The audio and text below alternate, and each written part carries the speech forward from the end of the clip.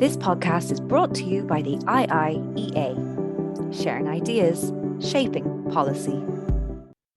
So, good evening, everyone. I'd like to thank all of you for spending a Wednesday evening so late in December with us tonight.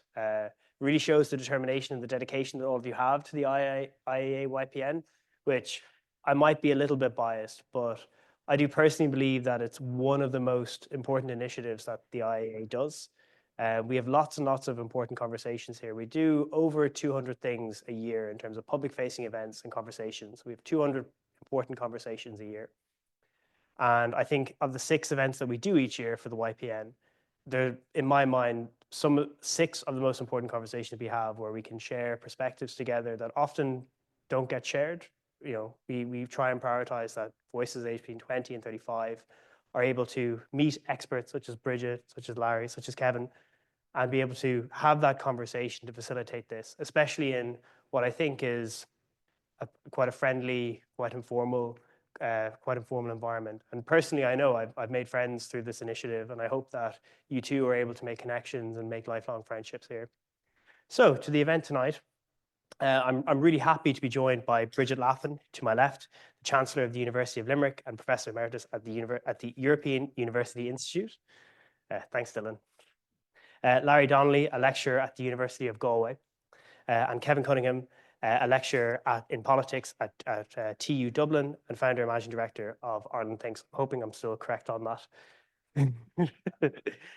So what we're going to do is each of our panelists have offered to speak for about 5 minutes to speak. Brigid will speak about the European parliamentary elections. Larry will speak about the US elections. And Kevin is going to speak about our most recent general election. And we're going to reflect on 2024 as a year of elections and look a little bit forward, I hope, to what 2025 might bring. And then we'll move to Q&A and we can continue that we've been having for a year now. So, Brigid, may I invite you to speak? Okay, thank you very much. And I will probably not spend that much time on the European Parliament elections because they're done. What I will talk about is that the next 5 years, in my view, will be extraordinarily challenging for the EU. And there's an awful lot of contingency and unpredictability in the world we are, so I'll make no predictions. Predicting what's about to happen is a fool's errand at the moment. So firstly, on the European Parliament elections. So we begin each time the EU has elections, the EU goes into its 5-year political cycle. It's accompanied by a new president of the Commission, a new president of the Council, and the bedding down takes approximately a year. I don't think the EU has a year this time out. So firstly, the good news. I think that the supranational institutions, the leadership team in the EU at the moment at the Brussels level, those responsible for the collective, is very strong. It's a very good team. It's much stronger than the team that's been replaced because Charles Michel was a very ineffective president of the European Council. So firstly, von der Leyen gets her second term in office. She was probably, since Jacques Delors, the most successful president that the Commission has had, despite her unpopularity in this jurisdiction. She is very experienced. She brought the EU through COVID and the early period of the Ukraine war. It is a very good thing that the Commission is not led by someone who has to find their feet in the house. There's a downside with von der Leyen. She is very driven. She's a centralizer. Her cabinet really matter. So, and she has orchestrated and organized the Commission in a way where it all flows up. Secondly, Antonio Costa is a very experienced prime minister. He's been prime minister of Portugal 2015 to 24. He has a lot of political longevity. He sat around the European Council. He knows how the system works. He's practiced and tutored in how it works. And then president for the next 2.5 years of the European Parliament, Roberta Metsola, was reappointed as president with 562 votes, an overwhelming vote in the House. which is again a sign that she is very responsive, not just to MEPs within her own party, but politically across the range. It means she's very astute. Now, the parliament itself, and this is where I will talk about the outcome of the election, there's a major shift. And the key shift is who can make majorities in the European Parliament. In other words, where is the swing party now for the next 5 years? Traditionally and historically, the two big parties could deliver a majority, the EPP and S&D. That ended 5 years ago, where they needed to rely either on the Greens or the Liberals or both, Renew. But now something very different has happened. And the swing group in the European Parliament today is the EPP. And that is very new. And we don't know what the politics of this will be. I simply state that it will be more political, more contested, and majorities can come from different sources. So you can get a majority between EPP and the centre, the S&D, Renew and the Greens, or you can get majorities involving EPP and ECR and the Patriots. So the danger is, and here I would worry about the President of the European Parliament, Manfred Weber, and I hope we're in Chatham House, because I could be accused of defamation. But we might just, this is being recorded, but we cannot record it, right, Laura? oh no, it's fine. I'm joking. Okay. Just want to be absolutely certain. Manfred Weber is, in my view, not a first-class politician. He's a second-class politician. I can't be defamation then. And he will play the centre-right, centre-left stuff. And he could end up having very messy, it'll be on some legislative briefs, very difficult. And so for me, that's the single biggest outcome of the election, is that the EPP suddenly finds itself with more power. So how it will use that power really matters. And then that's accompanied by a shift to the right. The continuum has expanded within the parliament, shift to the right. And that feeds into and is fed by shifts to the radical right in quite a number of European countries. So we're heading into 5 years of a lot of contestation and politicization of EU politics. And it's different to what we've experienced in the past. The second, of course, and Larry will talk about this, is the return of Trump. I won't say anything other than he's unpredictable, likes wild cards, and is transactional. And the two areas for the EU that Trump will matter is security and defense, and Ukraine in the first instance, and trade in the second instance. But the EU is facing a new era in a much more serious way. And that is that we're in a period of a switching time, one of those historical periods where the world shifts, where the received orders that are there are tested, contested, and maybe broken. And that structure, these are deep structural shifts. They're happening in geopolitics. It's not just a hardening of geopolitics, it's a shift in geopolitics and the arrival of multipolarity. And for the EU loves multilateralism. It's the DNA. But how the EU plays into this new multipolar world will be a big test. Why? Because the EU loved a world in which it was stable, they could trade, and they didn't have to worry about defense and security. That world is over and that world is gone. So, and the country in the EU that struggles most with this is Germany. And Germany is one of the large essential member states.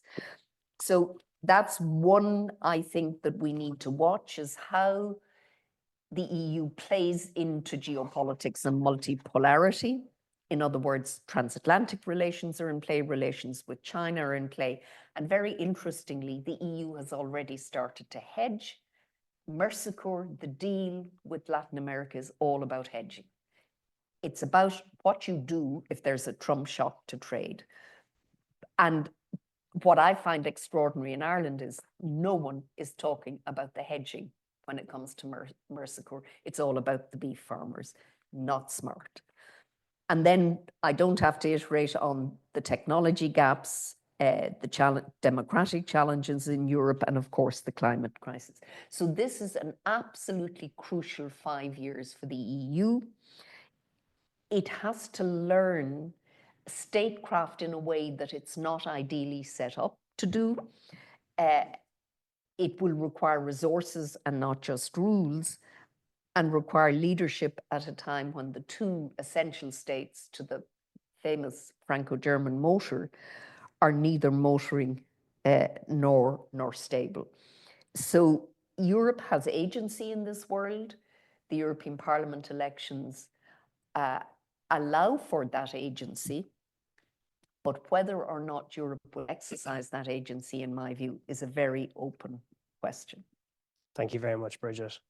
And now to talk a little bit about the 2024 US presidential election and what we can expect with the return of Donald Trump. Larry Donnelly, thank you. Thanks very much for inviting me, and thanks to all of you for being here. It's a privilege to be up here speaking to you. I'm going to make an overarching point about the return of Trump, and then I suppose I won't dwell too much on what has happened. What I'm going to try to do is spend a little bit of time on what it means in the US, what it means for the world, what it means for Europe, and what it means for here. And I'm going to try to do it in 5 minutes, so wish me luck. The first point really, and I think Brigid alluded to this, is that one of the the big hallmark of Trump right now is something he loves, which is uncertainty, okay? And anyone out there who is trying to forecast with any degree of certitude as to what he's going to do in his second term is making it up as they go along. Nobody knows exactly what he's going to do. In the US, and here just to look back for a second, because I think it's important, the truth is, at one level, you might have to say you have to give the devil his due. He is the comeback kid. You think back to January 7th, 2021.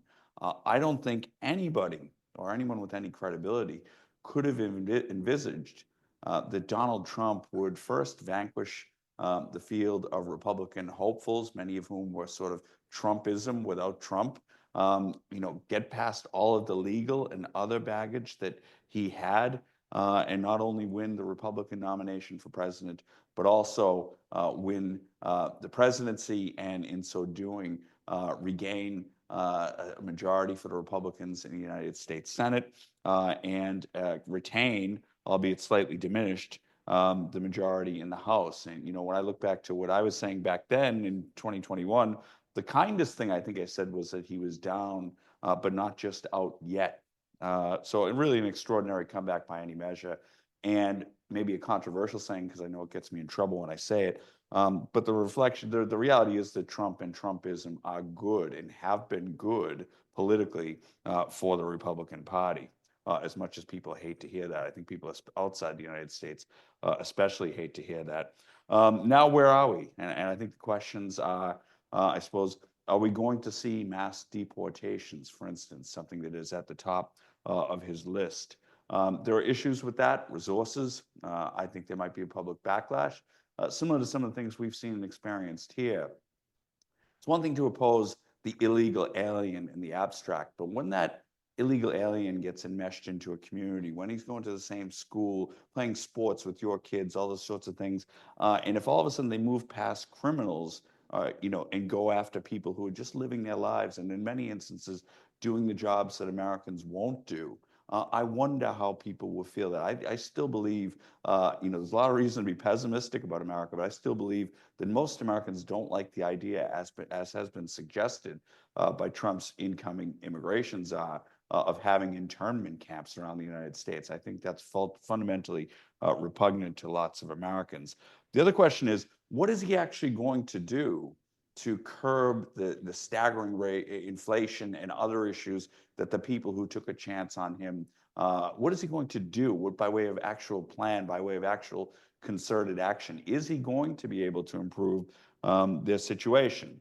Then the other matter becomes, you've all heard of Project 2025 and some of the more radical elements of that agenda. Will Trump actually push too hard? And will there be, don't forget, we're going to do it all again in 2 years, will there be a major backlash against him in the U.S. In the 2022 midterm? So I suppose for Trump at home, the question is the action going to match the talk? And again, we just don't know the answer to that. Globally, two things I think about the about the presidential campaign that I think, in a way, I find kind of depressing, but I think are revelatory in terms of how much America sticks out, against the rest of the Western world, and is reveling, I think, in some sort of isolationist sentiment. Okay, that it's us against the world, and we need to look after ourselves. But in the context of that debate, arguably the two issues that are gripping an awful lot of the Western world at present, and I won't even include Ukraine on that because I'll get to that in a minute, but climate change and Gaza. And there was nary a mention of either climate change or Gaza in the presidential election. And what I'll say is that for those concerned about both issues in terms of the Trump presidency, and again, here I am in the position of guessing what Trump's going to do, but I think it is a safe assumption that we should not expect very much good on either front. I think that Israel, again, look who he's appointed as his United States ambassador to Israel, someone who has ties to the hard right of Israeli politics. I think Israel will have a free hand, and God only knows what that means, but it will be only temporary. Now, I just don't know how that's all going to shake out, but I don't think it's going to be a nice or palatable situation. And again, in that context, I fear for the Palestinian people and all those who have been displaced and are living through horrors right now. The other point, I suppose, globally is U.S. progress on climate change, what there has been, I think will be unraveled. I think that drill, baby, drill is his mantra, and I think he means it. I think he's going to renege on a lot of the commitments that the Biden administration has made. I think they're gone. I have two worries. One on the climate issue, and it is specifically, will other nations simply give up in the face of an American retreat, again, American pushback, because all of a sudden their efforts might appear futile or pointless if the United States, as a massive polluter, is going to continue on its merry way, merry destructive way. Why is it that we should all reduce the standards of living and do all the things that I suppose are in some respects incumbent on dealing with climate change? The other thing I have globally is that I worry about Trump emulators. Okay, in a world where there are very many millions of people who, just as many Americans, have been displaced by technology and globalization and all that has flowed therefrom, and people who are rejecting politics as usual, who are looking for easy answers. Donald Trump, to a lot of people around the world with political ambition, his message and his messaging might seem like a pretty good formula for political success. On European matters, I mean, Brigid has alluded to them. Ukraine, again, Trump has this idea that he's going to solve Ukraine quickly. My suspicion is that will mean Zelensky has to absorb, and the Ukrainian people have to absorb a lot of loss of territory, and that he is going to then say, Putin, that's yours, that's the line, don't move anymore. And that's how he thinks he's going to resolve it. Whether it's actually amenable to such easy solution, that's another question altogether. But it does bring up the fact that, as Brigid mentioned, and is far more expert than me, it is going to bring in Europe security policy and expenditure on defense to the fore, because Trump is not well disposed to the European Union generally. He's not well disposed to NATO, and those are worrying developments. And I think it's going to lead, perhaps at last, perhaps long overdue, some uncomfortable discussions across the EU about security policy, including here in Ireland. And bring it back, the uncertainty word, I think, again, everything from the situation of the undocumented Irish, foreign direct investment, the threat of tariffs, all of it are very worrying. And again, it's that uncertainty. I'm not apocalyptic, okay? But we do need to be very cognizant of the threat that is out there, and to do everything that's within our power, because a lot of stuff is beyond our power, but everything that's within our power to mitigate against the potential of dire consequences. And now, just a quick aside, one of the things I took note of as I looked at party manifestos in the recent general election was there didn't seem to be an awful lot of caution, appropriate caution in my view, in light of what could happen in a worst case scenario, because of course that doesn't make good electioneering, doesn't make for good politics. But at any rate, a full court press, I think, is needed from government ministers, from our exceptionally skilled and talented diplomatic corps, and from all the stakeholders on both sides of the Atlantic in what is an extraordinary relationship, to use every tool at their disposal to ensure that the worst possible scenario doesn't come to pass. And that would include the soft power that I think is pretty well known and pretty famed that this country enjoys. And the last point I'll make very quickly on that is just, I've had an idea that I've been talking to people about for a while. And given the gravity of the situation, given the gravity of the circumstances, and I say this as somebody with profound respect for Geraldine Byrne-Nason, for DFA, for all the skilled and talented diplomats, I do wonder if perhaps there is a formal or informal role for former Taoiseach Bertie Ahern and Enda Kenny in this. And I say Bertie Ahern because he is an extraordinary negotiator who is respected around the world.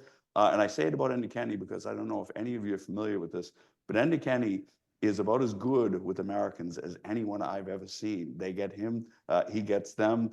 They have a really good relationship, and we saw that as this country was emerging from economic distress. Enda Kenny went around handing out his phone number, and people actually rang him. So I do wonder if they have an informal role to play in that. I'll finish this quick talk with that I hope hasn't been too depressing, but with a massive, I suppose, understatement, which is that we live, again, I'll use the word, we live in uncertain times. So Thanks, Larry. As someone who works at the IIEA and specializes in defense, one thing that is interesting has been this changing conversation in defense that's only become all the more important and poignant with Trump in 2025, but also with the war in Ukraine. But I think the conversation is developing, which here domestically, which I think maybe leads us a little bit into Kevin, probably not to talk about defense specifically, but what I was hoping to ask you a little bit, just to maybe set up some topics that you might be able to talk about, which is, to you, as you followed the election and the campaigns and the manifestos, what were the key issues that stuck out to you? I mean, some are more obvious.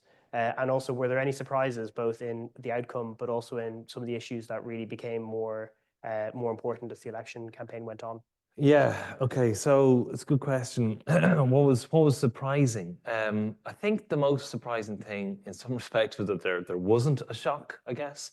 Partly because in elections in a lot of different countries, what we've seen in recent elections, you have this rapid change in vote share for given parties when you enter the election cycle. When people start to decide who they're voting for, you tend to have these surges for parties. We had, probably the biggest one was the Labour Party in 2017 in the UK, which jumped by about 15% in the matter of a week or two. There was also the German federal election not that long ago. The last Irish election, we also had this big surge in support for Sinn Féin.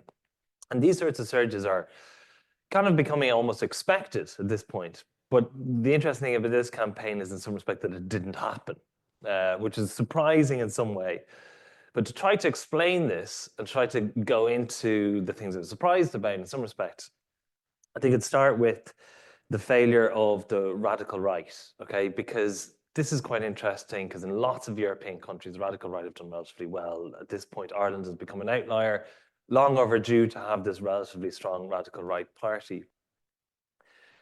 We also had this rise in the salience of immigration, and that usually goes hand in hand, because if you're to predict the supporter of a radical right, the best way of doing that is to ask them a series of questions in relation to the topic of immigration, and you can pretty much identify those types of voters in any country. In fact, the one question which can identify a radical right voter the best, if you look at the European Social Survey and look at this across every European country, is the extent to which the government should be generous when it comes to the treatment of asylum seekers and refugees. If you were to get one question from that entire battery from everywhere and want to predict the people who strongly disagree with being generous to refugees are much more likely to support a radical right party. Now, that doesn't mean I'm not casting aspersions on people's attitudes towards the Irish government currently in relation to how it's treated refugees, asylum seekers, and that whole issue, but that is a really strong predictor. And the environment which we live in right now is one which that potential support was increasing. We saw in the European elections, excluding the kind of the kind of radical right adjacent, say, independents, those 4 clear radical right parties got, I think it was 4.9% of the vote. The European elections obviously has a lower turnout, so you generally expect that to start lifting again when we get to the general election. But those 4 parties only got 1.5%. So they didn't do very well. And obviously this is quite interesting because it kind of says something fundamental about Irish politics and why Irish politics is slightly unique. And that is the role of independents. Independents are entirely unique in a European political sphere. Other countries don't elect independents to anything like the degree in which we do. They sit, they kind of, if you were to look at the typical independent voter, I mean, obviously some independent voters vote for kind of more left-wing candidates, but the kind of voter that would otherwise vote for a radical right party in other countries where they are here, they tend to vote for independent candidates.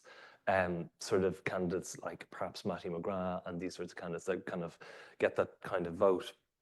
And I think one of the reasons why independents are able to kind of buffer that support for radical right parties is because they appeal to 2 things. One, an anti-system, anti-political party sentiment. So if you hate the political system, this is a clear choice for you, right? You're voting independent because you've rejected the party system.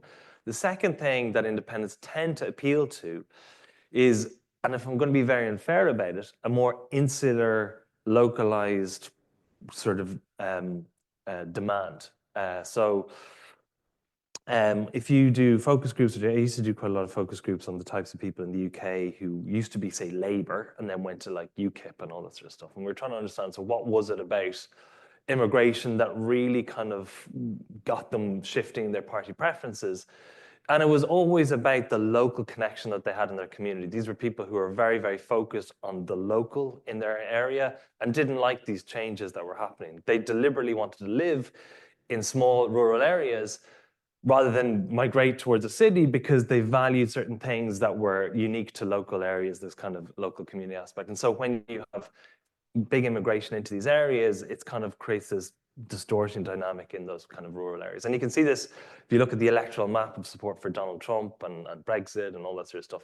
You'll see that very strong rural element to it. So that's in some way related to this whole independent thing. And obviously I'm making broad assertions. Not everyone who supports an independent candidate believes this sort of stuff, but to the extent to which that they're there. So I think that independents quite uniquely buffer this.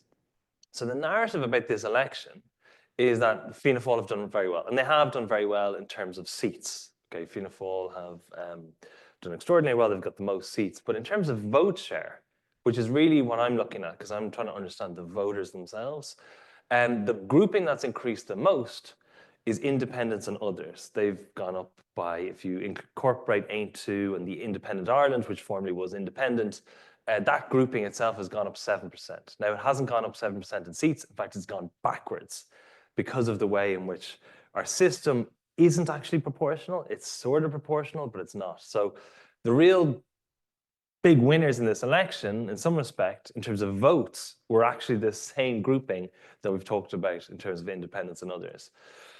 Obviously, politics is also about candidate strategies, voting behavior of very specific candidates. And Fianna Fáil have done very well for a couple of reasons, because we have this electoral system which isn't just about parties, it's also about candidates. Fianna Fáil's vote share has risen, particularly in areas where it has a lot of strength. So it's done as efficient as you could possibly do. So Fianna Fáil lost a lot of votes in places like this, in Dublin Central, where it didn't have much of a chance of getting anyone elected, but it increased its vote share in places where it would be most maximally efficient to do so. So a lot of that really is down to the efficiency, the organizational efficiency of Fianna Fáil. Now, Fianna Fáil hate when we talk about how they're underestimated in polls and all that sort of stuff. But the reason why Fianna Fáil are fundamentally underestimated in opinion polls is because when we ask an opinion poll question, We generally ask, what party are you going to vote for? If we ask what candidate people would vote for, the Fianna Fáil vote lifts because we have all these people that tend to vote for Fianna Fáil candidates. So Fianna Fáil have been very efficient in terms of their candidate voting behaviour. And that is very evident when you ask people who they vote for and then subsequently ask them, was it the candidate or the party that was more important? Most Fianna Fáil voters will say the candidate, uniquely in the political system. No other party will a majority of people say it was the candidate as opposed to party. So that's why Fianna Fáil do very, very well when it comes to political systems. And the reason why Fianna Fáil is partly, if anyone likes statistical models, there's a thing called survival models when you're predicting life cycles and that sort of stuff. And there's a survival bias within the Fianna Fáil vote in particular, where those candidates that survived the trouncing that Fianna Fáil got in 2011 and 2014 and 09, they're the ones that have really strong personal votes. So they've basically shedded the people who got in on the Fianna Fáil brand and have retained anyone who actually have a very strong personal vote. It's actually the same for the Labour Party as well. If you look at those same figures, the Labour Party has a very strong personal candidate brand as well. You can see that in how the Labour Party have done. So Labour got a couple of people elected in 3-seat constituencies. It's very, very hard for a small political party to get people elected in 3-seat constituencies without incredibly strong personalised brands. So Alan Kelly in Tipperary North, Fingal East and Fingal West, Labour got people elected. So normally, like parties like the Soc Dems, they weren't getting people elected in these small, narrow constituencies because they were relying entirely on their party's brand. So the two parties, people say, are very similar, but actually are playing to very different, completely different strengths. So that's why, to talk about the Irish system, one of the reasons why we have this stability is because of this candidate preferencing that people have. So when we ask people in open-ended text questions, why did you vote for the party that you voted for? The number one reason in open-ended text responses, so rather than me saying, is it housing or is it immigration, I just say, who did you vote for and why? Open-ended, and classify those using, so I don't know if you guys use ChatGPT, but ChatGPT has obviously got a lot of error, but if you iteratively cycle through ChatGPT, it actually removes some of the errors. You can write these kind of functions to do that sort of thing. But anyway, the number one reason is that they like or know the candidate that they voted for. That's the number one reason why people voted the way they voted in this particular election. Generally speaking, you're talking about maybe slightly less than half of people are voting on the basis of the candidate and slightly more than half are voting on the basis of the party. But that party candidate-based vote is really, really important. And bringing that to the whole radical right thing, one of the things about people who typically vote for radical right parties is they're doing so in political systems that don't offer this independent vote. They don't offer someone local within the system. So one of the books that's written prior to this kind of relative rise of radical right parties is a book written by a guy called Peter Mayer, UCD, and then subsequently Florence professor. He wrote a book called Ruling the Void. Has anyone ever heard Ruling the Void? It's an excellent book, obviously, but it presages kind of what happened. And he references the German political system, where you have a very closed system. It's very hard for new political parties to enter it because of the thresholds. We have a very, very open system, which means that I think these independents provide an opportunity for people who are otherwise disaffected with the political system to have a close personal relationship with someone that they can then vote for, and it kind of minimizes that kind of impact. I think that's one of, if not the fundamental reason why we don't have this swell of support. The second reason why people voted the way they voted was because they said either change of government or some sort of anti-FFFG thing. And sometimes they get in trouble for referencing the fact that the Fianna Fáil and Fine Gael vote is kind of compacted, that they're effectively the same party. I mean, obviously they're not the same party, but from most voters' perspectives, they're voting in a way in which they are the same party. So people are within that Fianna Fáil, Fine Gael bloc are transferring equally amongst those parties, and people who don't vote for those parties are just not voting secondary preferences for them. But anyway, so the second reason was a change of government or anti-Fianna Fáil, Fine Gael. I think that's interesting because we often approach politics in terms of the media consumption, the way in which analysts often go into politics. They focus initially on the issues. So it's housing or it's immigration or whatever. And I mentioned immigration, and that is an underlying driver of a lot of things. But these fundamental questions, like do you want the government to change or not, or do you like your local candidate, they're actually driving quite a lot of voting behavior. The third reason is ideological and values-based voting. You'll find that is much more prominent among supporters of left-wing parties. If you're a Green voter, you'll always mention climate. If you're a Soc Dem, you'll say they fit with my values. A lot of Labour voters will have historically done that. A lot of the kind of people who vote for Aintu will often say that as well.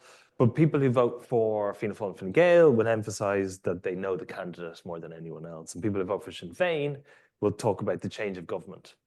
Kevin, I'm so sorry. Is there any point? Just a few minutes. Yeah. Oh, sorry. I better stop now. No problem at all. No, you're welcome to finish your point. Okay. Yeah. So I guess the last point I'll make. I mean, some interesting stuff on polling, but the last point is just in terms of something that's different. I guess the reason why the government did relatively well was kind of stability as well. There's a lot of votes for the economy, and the reason I think in part why Sinn Féin did particularly badly was because of how narrow their vote is, how narrow their base of vote. They have two people who vote for them, people who want to change the government, and the second group are people who are renters. Renters overwhelmingly vote for Sinn Féin. If you're to do a regression model and predict Sinn Féin's vote, include age, include renting, include any sort of attributes, housing tenure washes out everything else. So basically, if you're an old renter or a young homeowner, the old renter will vote Sinn Féin and the young homeowner will probably vote Fianna Fáil. Okay, there you go. Well, that's good to know. That's good to know how people will likely be voting. So thank you very much. So I was hoping maybe just at this juncture to open this conversation up a little bit to you. It is always a great privilege to be, I mean, it's the first and probably only time I'll be in such on stage with such distinguished company, but I was wondering perhaps if I get a show of hands as to who might be interested in asking a question. I also have my own questions, but if anyone's interested. One in the front, two in the front, and then one at the back. We might go to Brian at the back there first. Thanks very much.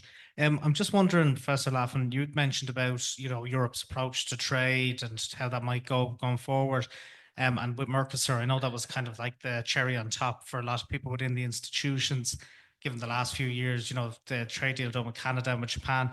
Is there anything else we should be looking out for now that we're into a new era of Trump and they might be there saying, gee, we can get a better deal again off some countries that might not be as amenable if you have a Biden or, another normal kind of administration in place in the US? Thanks. I might take Heather's question as well, just. Hello, thank you very much. I know, Kevin, you were speaking about people who tar Fianna Fáil and Fine Gael with the same brush or as two sides of the same coin. However, at the European Parliament level, they sit in different parties. And I know, Brigid, you referred to EPP as maybe moving further to the right. Is that going to affect domestic politics? Is that going to affect European politics if they do go into coalition again? Thank you. Lots to think about there. Lots of questions for Brigid. So Brigid, I might invite you to go first.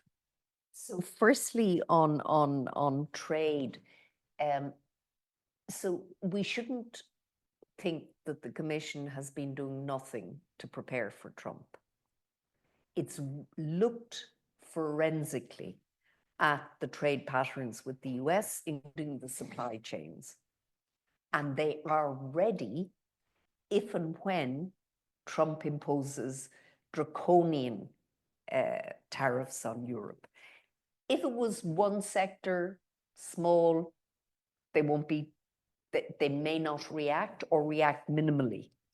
But if it's very serious, Europe would have no choice, but would be very conscious that it doesn't want to go into a doom loop in terms of deglobalization, but more importantly, trade wars, because no one wins. Consumers lose, costs go up, no one wins. And so I think that the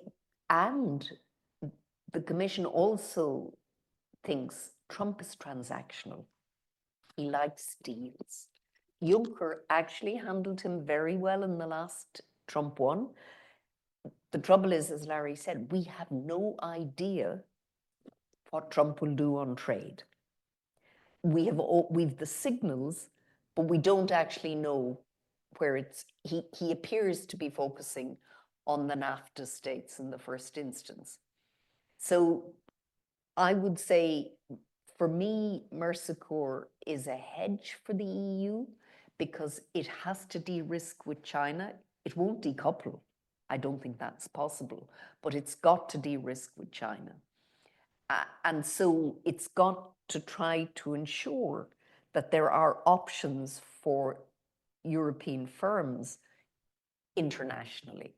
Now, of course, the opposition to Mercosur will come from two sources, one on ecology and two on agriculture. But in my view, Europe is in relative decline. Its share of gross product in the early 90s of global gross product would have been about 27%. It's down around 17 now. That's a good thing because it's relative. But Europe does face very serious economic headwinds. And we don't feel it here because Ireland is growing and the coffers of the government are very full. But we're quite an outlier in that sense. So I think the EU has to handle Trump smartly. On Mercosur, there has to be a debate that doesn't start with it's the farmers and it's beef. You just have to look at what are the opportunities there. And one way of looking at it is CETA in Japan, Irish companies, and this is simply just Ireland, Irish companies actually benefited enormously. So I think on Mercosur, it's more, it might not get through in Europe. There might be a blocking minority available. Now, it's interesting that von der Leyen decided to travel, despite the fact that she got a call from Macron in the morning saying this is not a good idea. So I would say, I would say Europe has got to look at the balance of forces and the emerging opportunities. And what it can't do is decide the world is too difficult. It's actually got to navigate and transact this new world. And if at all possible, try to save and enhance multilateralism, because in the end, we're better off in a world that is rules-based at some level than the kind of disorder that we're seeing emerging now. And there are arcs of instability very close to the east and south. On the EPP, will that impact on the relationship between Fianna Fáil and Fine Gael? Not at all. Absolutely not at all. It's a different arena. It won't impact on government domestically. Kevin, just because I know this question also might be relevant to your topic, and Larry, also please come in if you have any thoughts you'd like to share as well. I'm reminded what's I don't know. I mean, I think it's a very good point. I don't have the specific answer, although Brigid certainly has an answer. I'm reminded of what Simon Hicks was saying when the results were coming out, that in terms of the dynamics of the European parliamentary elections, in terms of the direction of Europe, the kind of relative increased role of people towards the right of the political spectrum, he argued, would create a vacuum for more left Euroscepticism, because if Europe has been determined, if the direction of Europe has been determined by a more conservative perspective, it would start creating this kind of anti-Europe, but also left-wing or liberal perspective. Because if Europe's direction is much more concerned with greater controls on immigration and all that sort of stuff, and more climate skeptic, that means that all these countries are kind of going to have this kind of, in terms of the domestic dynamic. I thought that was interesting.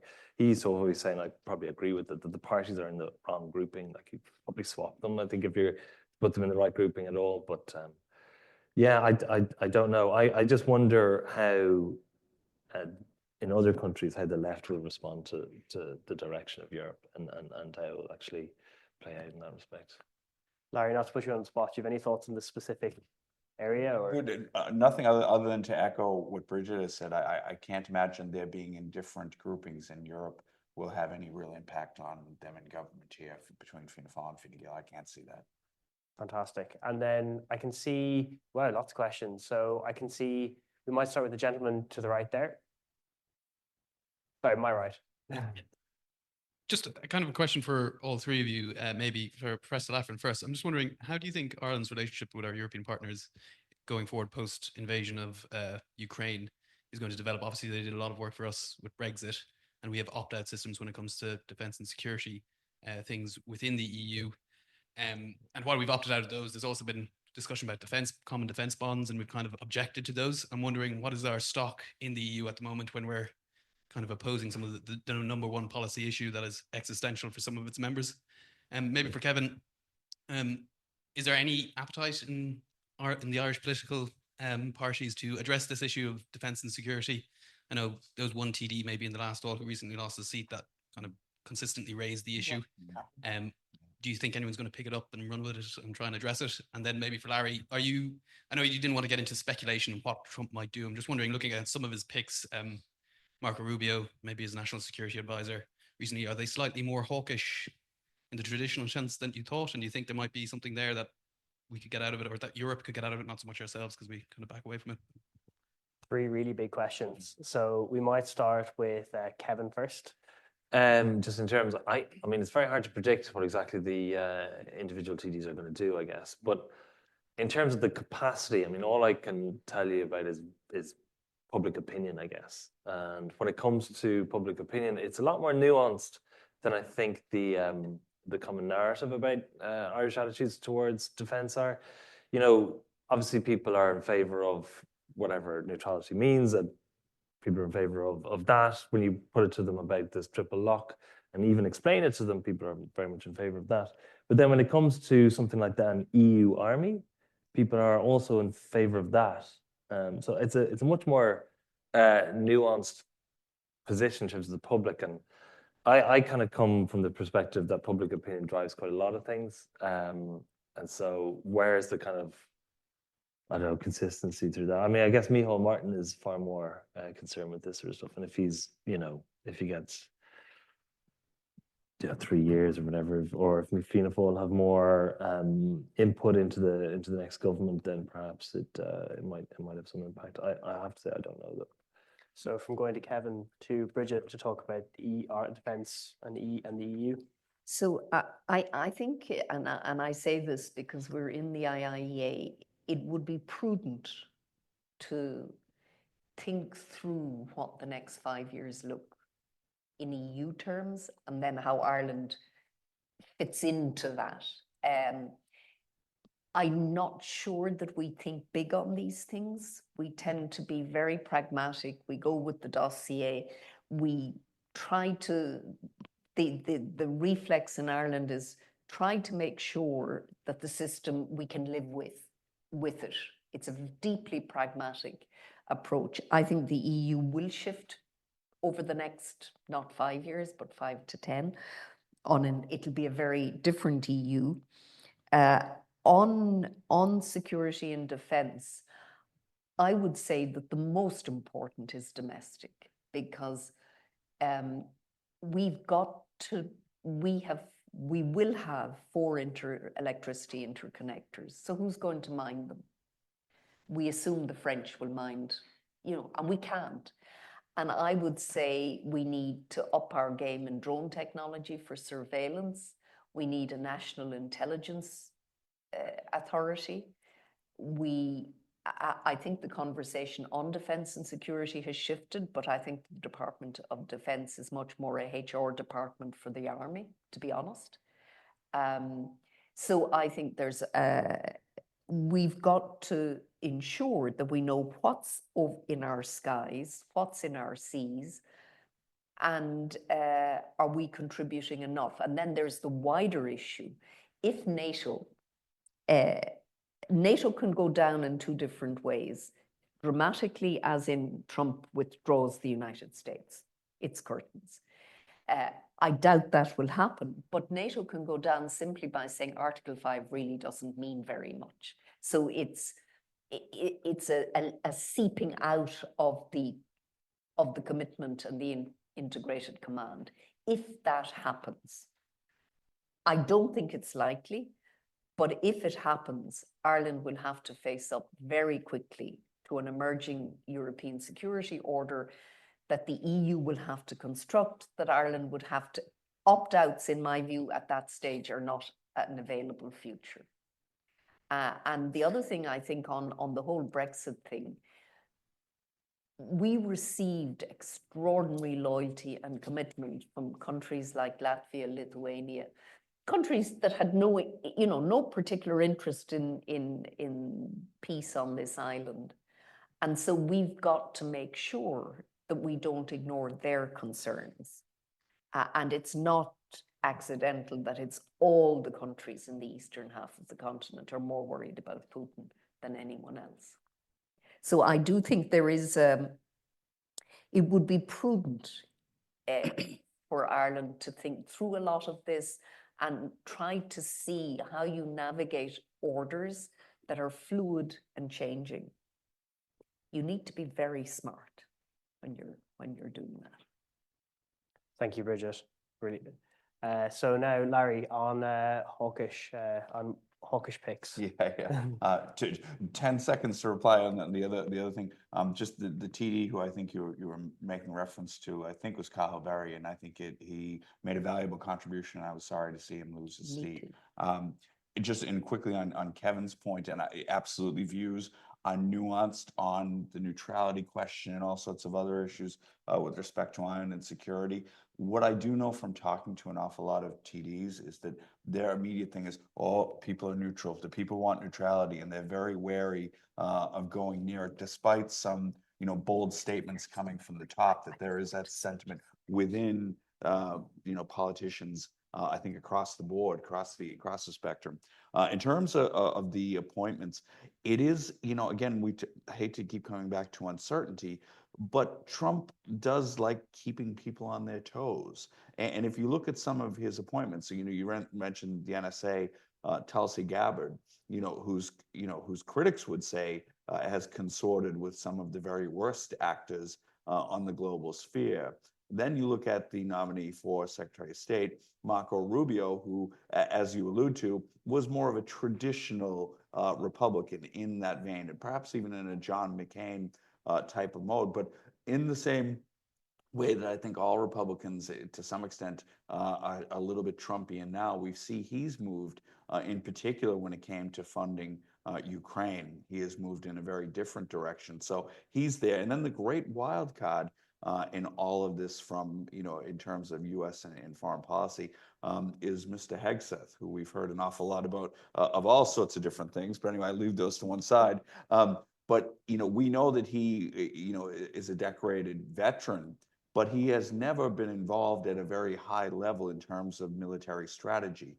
We don't really know where he stands on some of these things, yet he seems, if he can get over the nomination process, yet he will be in a very, very powerful position. So again, the Trump administration's game here, I think, is going to be keep everyone guessing.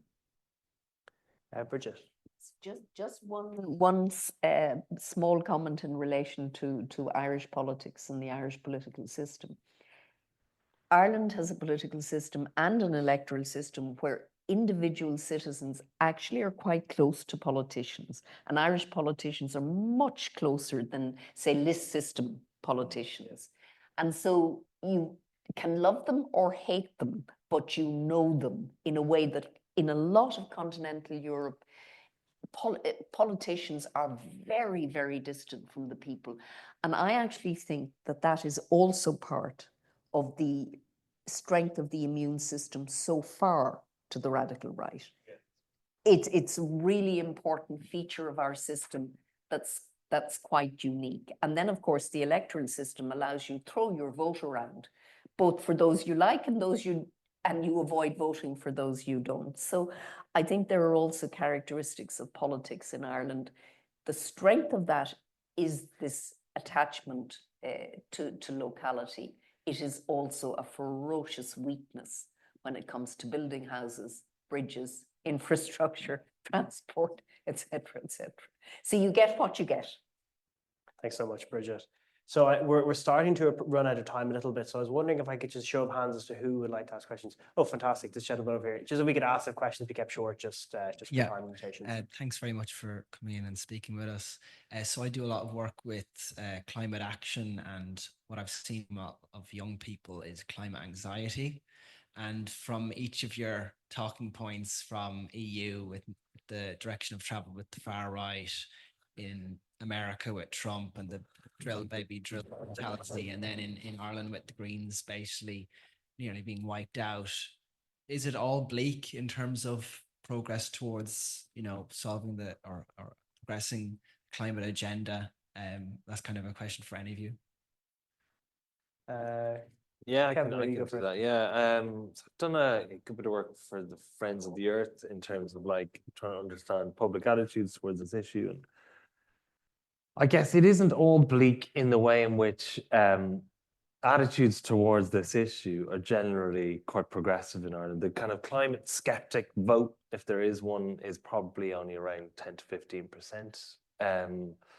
Probably the biggest limitation, the biggest stumbling block is that in some communities, the IFA and the farming organizations are more trusted on this issue than other competing organizations. That's probably the biggest strength, I guess, in some way. But like in terms of the number of people who think the government is not going far enough, that's like 60, 70% of the electorate. So while the Greens have obviously done fairly poorly, and partly because they didn't get many transfers. So the Greens got, what was it, 3% of the vote?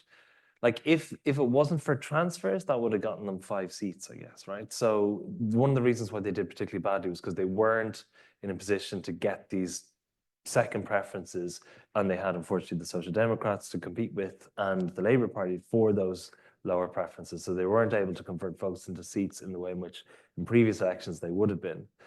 And yeah, attitudes towards climate action are still very similar to what they were. I think it's definitely a misconception that there's this massive backlash towards them. Certainly, if you look at their vote from the local elections, in the rural areas of Ireland, they actually maintained their vote stronger than they actually maintained it in the urban areas. So the biggest declines in vote share for the Green Party, the locals, were in places like Castleknock and in Blackrock. They actually held up pretty strongly in Kirkcudwivna and all the kind of rural areas where people were saying, oh, there's a big green backlash. They kind of only need 4 or 5%. So yeah, I think interpreting attitudes towards climate change by virtue of the vote for the Green Party is an inaccurate way to interpret attitudes in Ireland more generally towards climate change. Not to put anyone on the spot, but Larry, do you have any thoughts on the US and the climate agenda? Yeah, I do. I mentioned that it didn't come up in the campaign. The reason it didn't come up in the campaign is the United States is effectively a binary choice. Anybody who cares about climate change was not going to be with Donald Trump. They were going to be with Harris. The people Harris needed to get on side were the people who are somewhere in the middle, who wouldn't be moved by the climate issue. So it served her no purpose whatsoever to bring it up. It would only help Trump frame her as a far left-wing person, which of course means something very different in the United States to what it does here. The one thing on a depressing note, the most recent poll, I mean, Kevin refers, I don't want to misquote you, that it's somewhere around 10% here who are climate skeptics or climate deniers. The most recent Pew Research polling I saw in the United States was about triple that number in the United States would be in that camp. So look, I think that America will make progress under Democrats, but when Republicans are in command, I think the progress will be hard fought. I think it's going to be tough. And the one fascinating thing to me always has been two fascinating things. I'll be very quick. Sorry. One is the link between belief and climate change as a real existential threat and personal behavior. That's one thing I find absolutely fascinating because oftentimes I see a huge disconnect. The second thing, and this is for people like Kevin to poll on, do attitudes about climate change as people get older? That is, today's activists, all of a sudden 10, 15, 20 years down the road, if they perceive climate change, eroding their standard of living, et cetera, do they all of a sudden, does that activism fade? That'll be very interesting to watch as well. Brigid, final word. So climate is the collection action problem to beat all. It requires such a level of transformation, personal behavior, family, how you live in your home, how you get to work, right through. There is nothing untouched by it. So it doesn't surprise me that you get reaction to what the Greens did in government. People get irritated. So they're interested in mitigating the climate crisis, but then they don't like, say, not being able to turn a corner if there's a cycle lane or something like this. I trek, and I'm much older than the rest of you in the room, and I knew the Greens Donnelly were in terrible trouble. I knew he'd lose his seat listening to the people out in the hills talking, and it was the irritants. It was extraordinary. And I said to myself, they're driving damn cars, But anyway, but on the is it all bleak?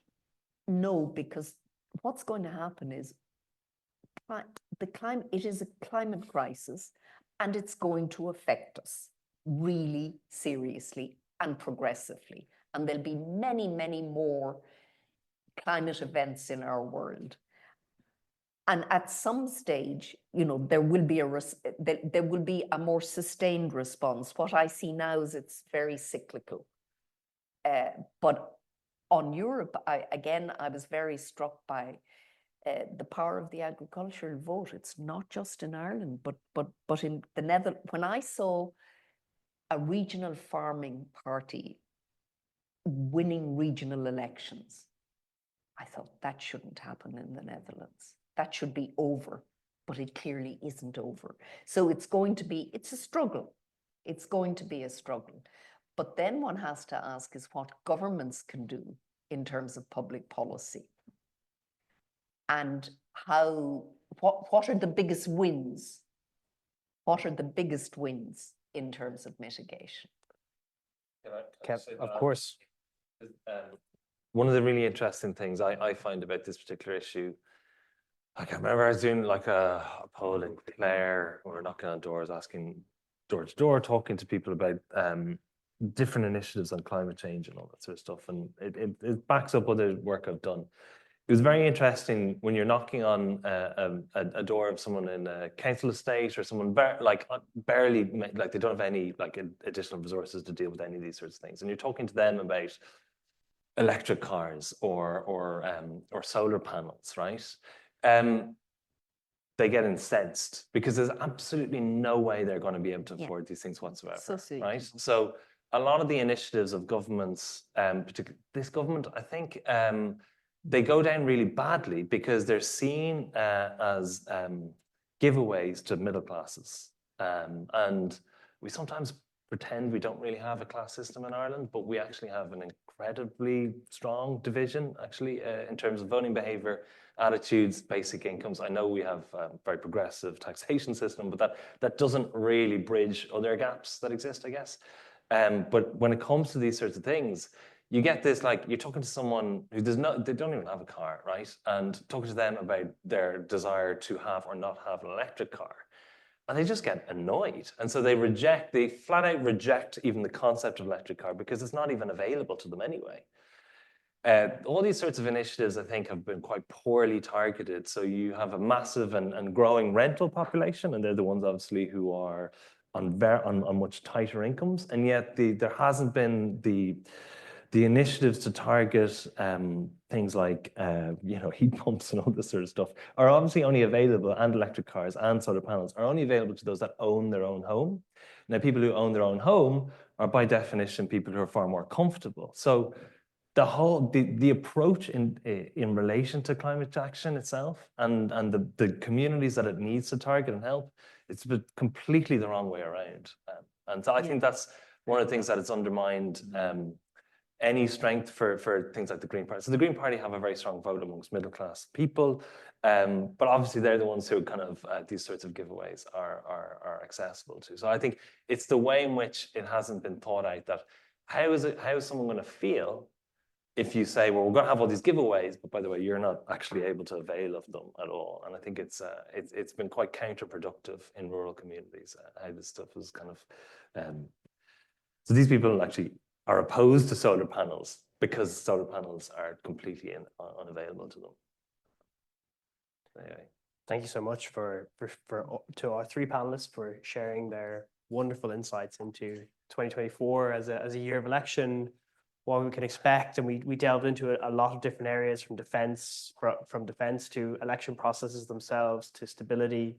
I've only taken on the chairing the YPN in the last 6 or so months, and it's been one of the great really honors of my career so far. Largely because I get to interact with all of you, but also because I do get to sit here with such distinguished panelists and learn so much, and make new contacts, make new points of contact so that I can grow my own research.